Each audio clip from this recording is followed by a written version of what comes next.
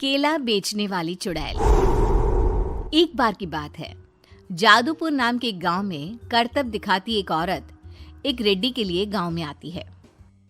आइए आइए मेहरबान कदरदान, खाइए रोहड़ा के ताजे ताजे केले। कभी खाए नहीं होंगे ऐसे केले, पीले पीले केले खाइए।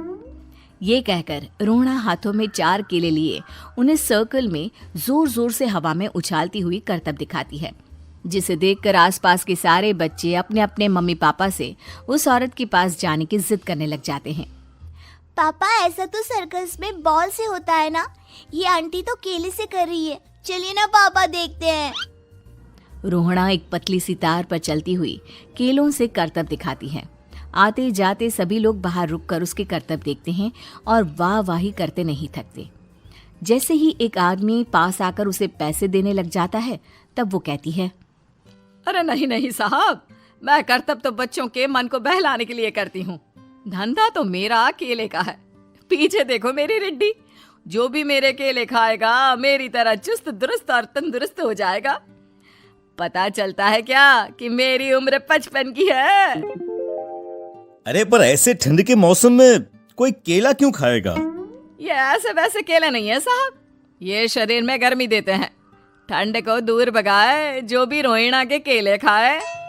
पापा, अगर मुझे केले नहीं मिले तो मैं घर नहीं जाऊंगी। तभी उसके पापा कहते हैं कि बेटा, केले ठंड में कभी गर्मी नहीं देते। ये सब कहने की बातें हैं, सामान बेचने का तरीका है इनका। पर पिंकी नहीं मानती। मैं केले खाऊंगी। पिंकी की जिद के आगे नत्थू हार जाता है और उसे केले खरीद कर दे देता है। पिंकी खुश होकर केले घर ले आकर खाती है।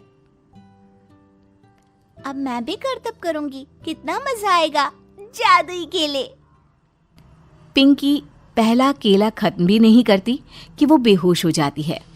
दूसरे केले से एक काला धुआं आता है और रोहड़ा चुड़ैल बनकर बाहर निकल आती है। मेरे भूतिया केले बच्चे न खाए, ऐसा हो ही नहीं सकता। जादूपुर वालों, कब तक बचोगे? आ गई हूं मैं रोहड़ा, जिसका कोई नहीं कर सकता सामना। रोहड़ा पिंकी को गोद में उठाकर काले धुएं में कहीं गायब हो जाती है। शाम के वक्त नत्थू घर लौटता है और पिंकी को घर में ना पाकर उसकी माँ से कहता है, माँ पिंकी कहाँ है? अरे बेटा, उसे तो तू सुबह करतब दिखाने ले गया था ना, फिर कहाँ वापस आए तुम दोनों? मुझे लगा तू उसे अपने साथ मंडी ले गया होगा। हे भगवान, मेरी बच्ची कहाँ गई? मैं उसे घर ही तो छोड़कर गया था माँ। नत्थू गांव के घर कोने में अपनी बेटी को ढूंढता है, पर उसे वो कहीं नहीं मिलती। परेशान होकर आखिर रो रो कर नत्थू हिम्मत हार कर घर लौट आता है। अगली सुबह रोहड़ा फिर से करतब दिखाने आती है और इस बार पिंकी की तरह रोनी केले खरीद लेता है। 50 रुपए दिए थे पापा ने, सारे पैसों की मैंने केले खरीद लिए हैं। अब मैं भी आंटी की तरह ही करतबबाज बन जाऊंगा। यही सोचते हुए रोनी केले खाता है और पहला अकेला केला आधा खत्म भी नहीं करता कि चुड़ैल उसके सामने आ जाती है। मेरे साथ चलने का समय आ गया है रोनी। ये तो बस शुरुआत है। अब इस गांव के सारे बच्चे धीरे धीरे मेरे कब्जे में होंगे, एक बच्चा भी नहीं बचेगा। ये कहकर रोना रोनी को गोद में लेकर काले धुएं में अदृश्य हो जाती है। इसके बाद हर रोज गांव में से कोई ना कोई बच्चा गायब होता, पर ऐसा क्यों हो रहा है किसी को भी समझ में नहीं आ पा रहा था। रोज की तरह अपनी बेटी पिंकी की तलाश में नत्थू गांव के एक तालाब के पास बैठा रो रहा था। कहाँ गई मेरी पिंकी? शकुंतला के जाने के बाद एक वही तो मेरा सहारा थी। अरे उसकी आत्मा कोस रही होगी मुझे कि मैं अपनी बच्ची को संभाल भी नहीं पाया। नत्थू ये कहता हुआ रो ही रहा था कि तभी तालाब में से उसे शकुंतला की आवाज सुनाई देती है। कहाँ थी तुम शकुंतला? हमारी बच्ची और सारे गायब हुए बच्चे रोहड़ा के कब्जे में हैं। वो बच्चों को जो केले देती है उससे बच्चे बेहोश हो जाते हैं और उसके कब्जे में आ जाते हैं और वो उन्हें ले जाकर काली दुनिया में ले जाती है। पर वो ऐसा क्यों कर रही है?